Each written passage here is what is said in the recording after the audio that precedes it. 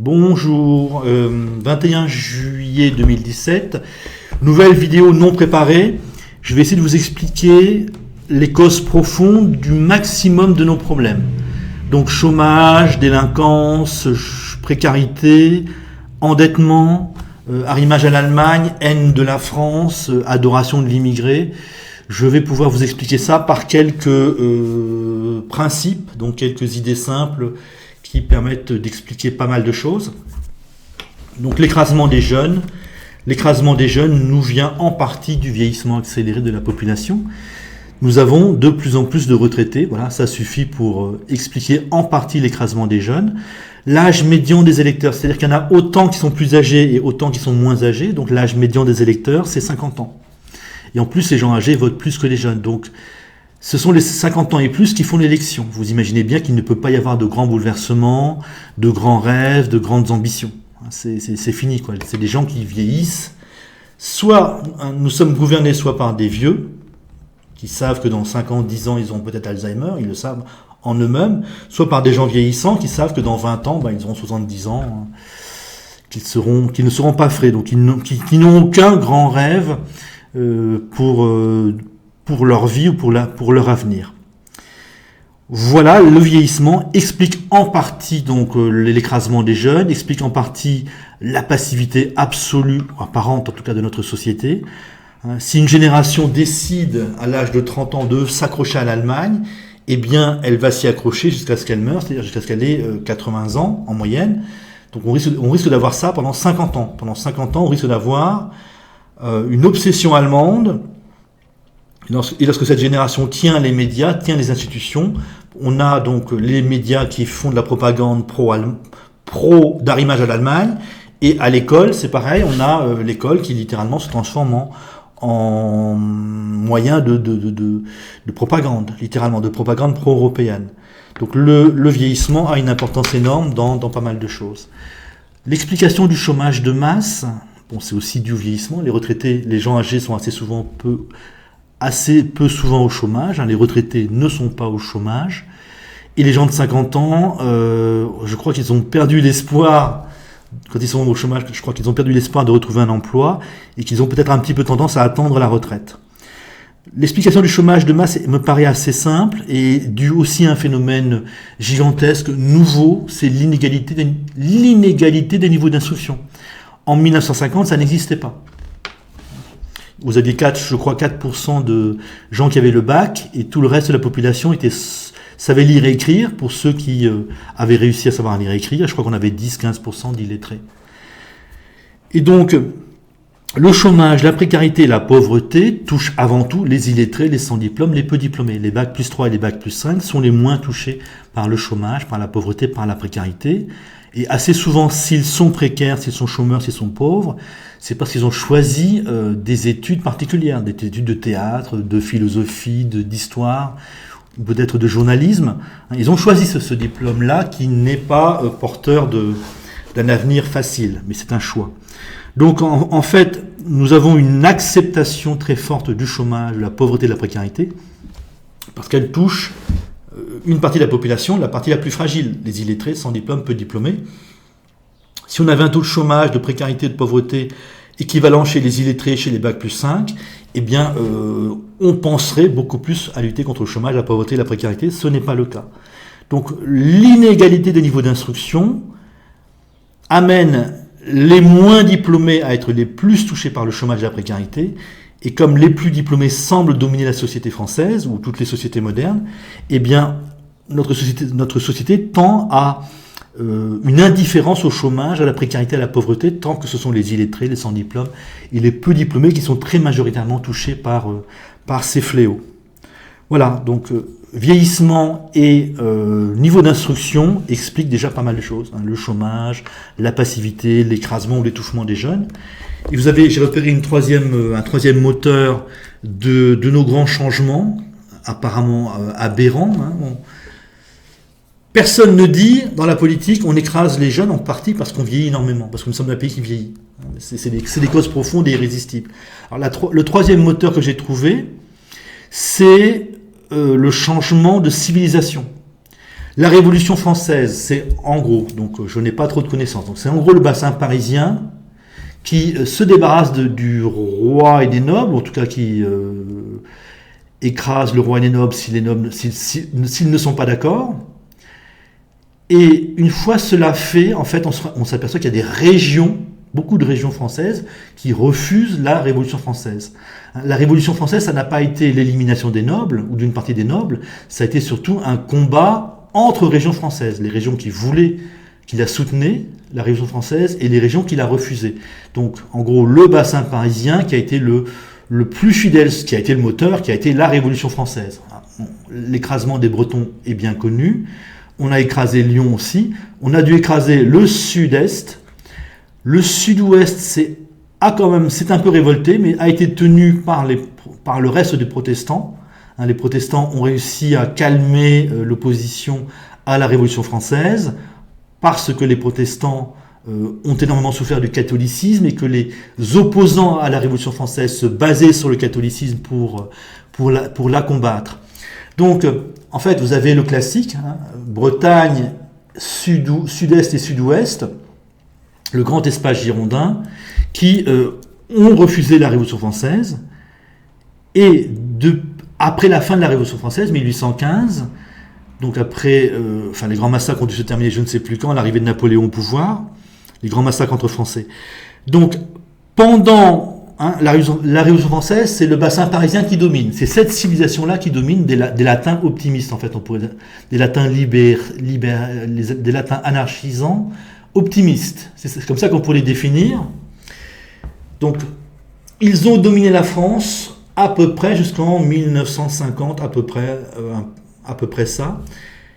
Et bien évidemment, les descendants de la contre-révolution étaient toujours là.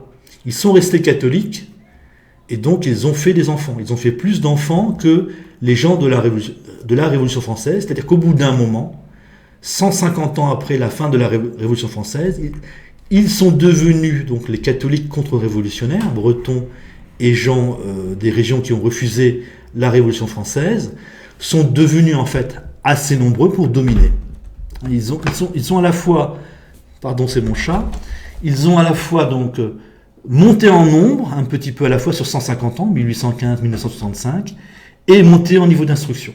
Donc c'est ça, donc la Révolution française, c'est le bassin parisien qui domine et gouverne la France, et depuis à peu près 1974 au moins, 1948-1974, et un peu avant, disons que 1974, c'est l'officialisation de la domination de cet espace-là, de la contre-révolution de la Bretagne, sur la France. Nous sommes gouvernés par les contre-révolutionnaires. Et c'est ça qui explique le délire, ou l'impression de délire que vous pouvez avoir si vous habitez le bassin parisien ou la bordure méditerranéenne.